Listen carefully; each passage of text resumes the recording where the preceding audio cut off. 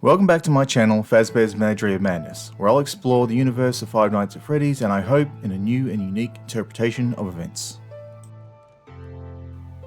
One of my theories has been how to interpret Fredbear Plush. I recently come across the best definition to describe it, and that's mediumship. While a medium is someone who is able to connect people who have crossed over, mediumship is the practice of mediating communication between familiar spirits and living beings. Also called spirit channeling, there are different types including seance tables, trances, and Ouija boards. The reason I think it's important to mention this within the context of FNAF universe is because several occurrences of this happened. Within the universe, there are three I'll focus on: the crying child with Fredbear Plush, Charlotte Emily with Ella, and Susie with Gretchen. The use of mediumship is the best way to explain the purpose of Fredbear Plush to the crying child. Outlined in my video about who haunts the Spring Bonnie costume and understanding FNAF 4, I went through my thoughts that the crying child saw the death of his mother. During the events of FNAF 4, the child is spoken to by an imaginary friend who voices the Fredbear Plush. What did he do this time? He locked you in your room again? Don't be scared, I am here with you. He left without you. He knows that you hate it here. You are right beside the exit. If you run, you can make it. Hurry, run towards the exit. Tomorrow is another day. But if Mrs. Afton died before this event, then how is she doing this? I think the crying child's favourite plush toy has become a medium between mother and son. This could also go to explain how Charlie could have the memories of Charlotte. Charlie, the animatronic, has Charlotte's favourite doll Ella in her. This doll could have been Charlotte's favourite, and after Charlotte's death, the doll could keep the connection with her. Henry could have placed the doll in the animatronic, resulting in the connection between the two girls.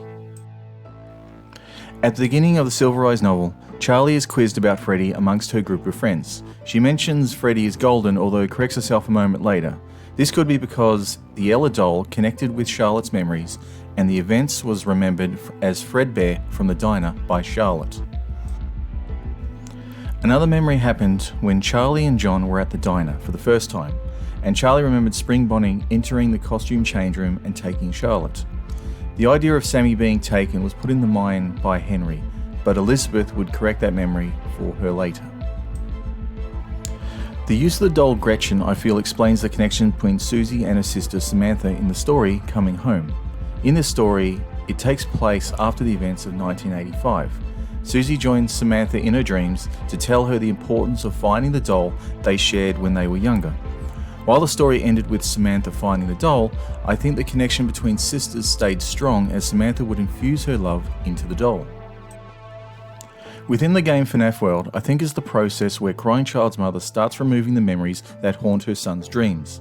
Taking place after the events of Midnight Motorist, I think this game represents the crying child destroying every character in the Fazbear range. Once destroyed, I don't think he could remember them again. At the end of FNAF 4, the crying child forgets his friends with the help of Fredbear Plush. As the line goes, some things are best left forgotten, at least for now. I think the remaining memories of the child's animatronic friends, the nightmares, the mother and the sister, would need to be held onto.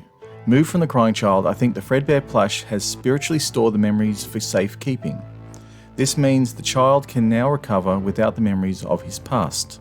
This is what I suspect the lockbox represents. In a similar way that the Gretchen doll would need to be kept energized with emotion to keep the connections with the sisters, Fredbear Plush would need as well to be energized. As the crying child would forget his toy's existence without the memory of it, someone else would be needed to keep it charged.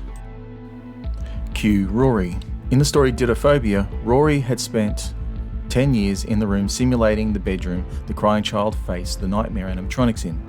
A recreation of the Emily bedroom I spoke about in my Understanding FNAF 4 video. Rory had been experiencing the memories being shared by the Fredbear Plush, and in addition to some hallucination gas and props, was believing he was experiencing these events himself. Rory was instead empowering the plush toy, keeping the memories emotionally charged. This could also go to explain how Michael Afton at the Circus Baby rental facility could remember Nightmare Fredbear. The Fredbear Plush was still at the location, sharing the memories of the crying child. Michael drew the monster in the logbook he had brought with him from the Fazbear Frights location.